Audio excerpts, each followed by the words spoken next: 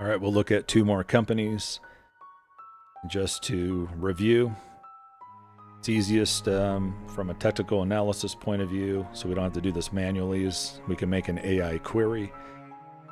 So you can use technical analysis for the past year for your company ticker to determine if there were any valid buying selling opportunities based on the following indicators to arrive at true confluence.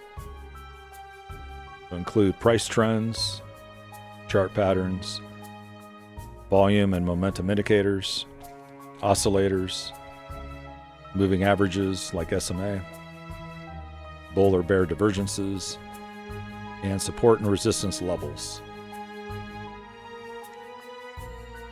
All right, now we're going to look at Google. The ticker is GOOGL. We can also use GOOG, would be a similar analysis, but we'll use the GOOGL.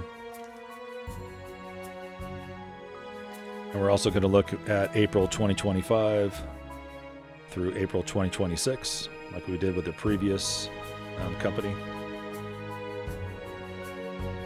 So we can see there was a breakout buy, a fall 2025. So after spending the spring and summer of 2025 building a massive accumulation base in the $150 to $190 range, Google began testing major overhead resistance near $200. You can see that there around October or so of 2025, starting to break the $200 mark. And we also saw a sharp volume expansion at that time as well. And it looked like also SMA started following with the price, but wasn't unreasonable for it to spike up.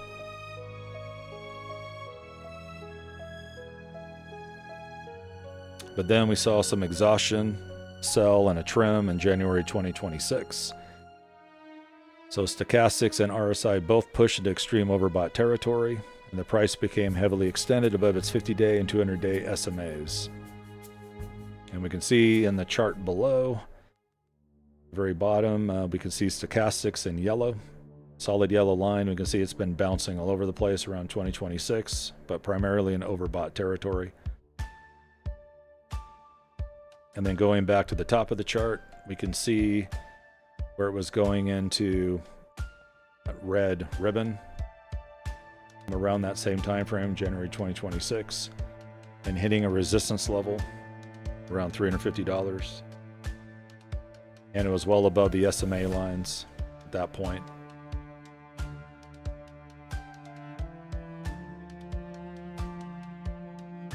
But then we saw support bounce in around February and March of 2026. After the January peak, Google experienced a healthy multi-week pullback, dropping in the 276, 286 range.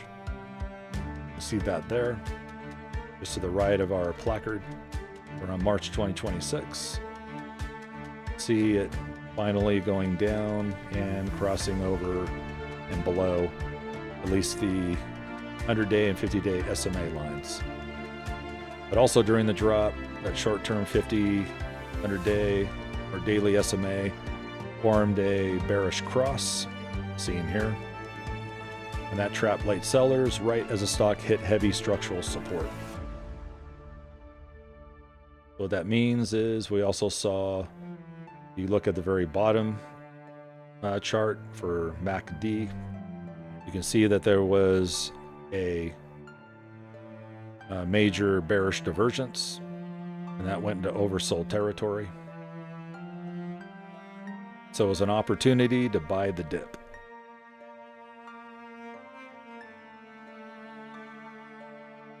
Because eventually it did bounce back. So now we're in late April 2026, at least as far as this recording. And we can see that ADX sits at a robust 29, confirming the underlying trend remains very strong. There's heavy resistance looming directly above that $345 mark. And there's strong support sitting below the 326 to 330 zone. See that there on the red ribbon in the upper right corner of the chart. Our price has hit a resistance zone. And then support is just below that along the green ribbon. So RSI is at a constructive 63. but the stochastics are flashing 91, firmly in overbought territory. We drop down to our chart at the bottom. For our oscillators, we can see stochastics in solid yellow. It's certainly going into overbought territory, going above the dotted red line. Even though our RSI is relatively a little on the higher side, but still below the lines. But this is why we try to use more than one indicator. And then also the MACD is positive, but the trajectory is flattening, suggesting the immediate bullish momentum is pausing. So, what to do? The verdict: the true confluence is currently lacking for a fresh entry. The stock is pinned against its 52-week highs with overbought stochastics, and there's a valid high probability strategy dictating to wait for one of two scenarios. The one, we need to see a decisive breakout above $350 backed by a massive surge in volume, and that would signal a continuation of the macro trend. Or we need to see a tactical pullback to the $326 or $330 support zone, which would cool off the oscillators and provide a much better risk to reward entry point. So essentially where our red and green ribbons are, upper right corner of our chart. So we would like to see the price break out of the 350, or it needs to fall back down to the 326, 330 zone. And then those would be our opportunities to purchase, at least according to our technical analysis. All right, then we'll look at Meta, also under the ticker META. And we'll also look at April 2025 through April 2026. So we saw exhaustion, top and sell signals in August of 2025. The Meta rallied aggressively through the summer, pushing to its $796 peak. But then we saw bearish divergence combined with massive price extension, warning that buying momentum had completely dried up. If we look on our left side of our chart, we can see a great increase in price. It started in April 2025 and went through August 2025. Then around August 2025, we did see it start to flatten.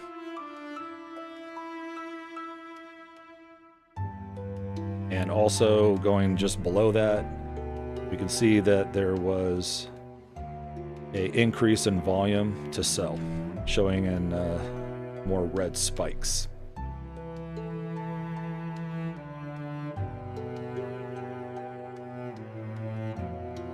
But then we saw a deep support bounce by in March of 2026 after a steady decrease in price. So Meta dropped to a 52-week low of $520.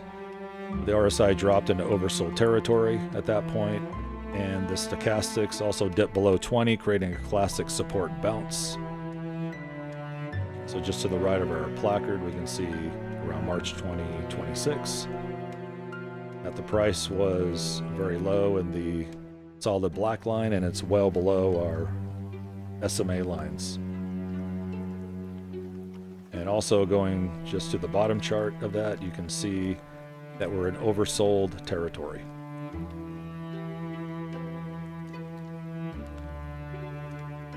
And sure enough, it did bounce back. But our current battleground is of late April 2026.